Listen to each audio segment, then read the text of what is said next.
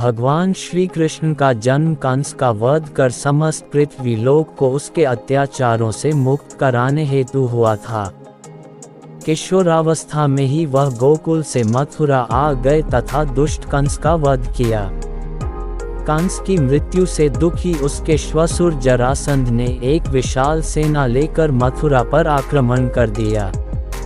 इस आक्रमण में उसके साथ शिशुपाल और काल्यवन जैसे शक्तिशाली राजा भी शामिल थे।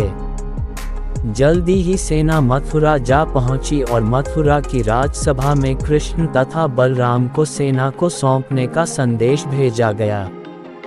इस युद्ध को टालने तथा मथुरा के निर्दोष नागरिकों को बचाने के लिए कृष्ण ने रातों रात वहां से सैकड़ों किलोमीटर दूर समुद्र में एक नई नगरी द्वारिका का निर्माण करवाया।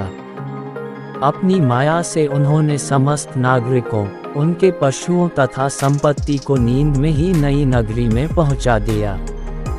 अगले दिन सूर्योदय के समय कृष्ण तथा बलराम जरासंध की सेना के सामने जा पहुंचे और उसे लड़ने के लिए चुनौती दी। जैसे ही जरासंध और दूसरे राजाओं ने कृष्ण को मारने के लिए शस्त्र उठाए, दोनों भाई भागने लगे। उन भाइयों के पीछे जरासंध तथा काल्यवन जैसे राजा भी भागने लगे। कुछ ही देर में दोनों भाई बहुत आगे निकल गए और उनके पीछे केवल मात्र काल्यवन रह गया। उसे देवताओं ने वरदान दिया था कि उसकी हत्या किसी अस्त्र या शस्त्र से नहीं होगी। ऐसे में वह निर्भीक था और लगातार कृष्ण का पीछा करते करते एक गुफा में जा पहुंचा।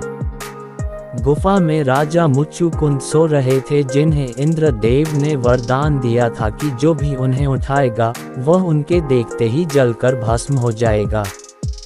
वहां पहुंचकर कृष्ण ने सोए हुए मुच्चुकुंद पर अपना पीतांबर डाल दिया और स्वयं छिप गए। काल्यवन भी वहां जा पहुंचा और सोए हुए राजा मुच्चुकुंद पर पीतांबर देख उन्हें ही कृष्ण समझ बैठा। उसने मुच्चुकुंद को उठाने के लिए लात मारी, जिसके कारण उनकी निद्रा खुल गई और उनके देखते ही काल्यवन वहीं पर जलकर भस्म हो गया। तत्पश्चात कृष्ण ने राजा मुच्चुकुंद को अपने चतुर्भुज स्वरूप में दर्शन दिए और उन्हें मोक्ष पाने का वरदान दिया। वहीं दूसरी ओर जरासंध और बाकी राजा पूरी तरह से खाली मथुरा देखकर वापस लौट गए। युद्ध से भागकर कृष्ण ने रखा देवताओं के वरदान का मान। कृष्ण चाहते तो स्वयं भी काल्यवन और अन्य अधर्मी राजाओं का वध कर सकते थे, परंतु देवताओं के दिए वरदान का मान रखने के लिए ही उन्होंने काल्यवन को राजा मुच्चुकुंद के हाथों मरवाया। इसी तरह बाद में जरासंध का वध पांडु पुत्र भीम के हाथों करवाकर भूधरा का भार कम किया। इस तरह कृष्ण ने दिया दुनिया को उदाहरण। इस कहानी के बाद कृष्ण के नाम के साथ हमेशा के लिए रण जोड़ दिया। कृष्ण की इस कहानी से सीख मिलती है कि अनावश्यक ताकत का प्रदर्शन नहीं कर बुद्धिबल से काम लेना चाहिए। इस तरह हम अपनी शक्ति को खर्च होने से रोक सकते हैं और बड़े से बड़े संकट का भी सामना कर सकते हैं।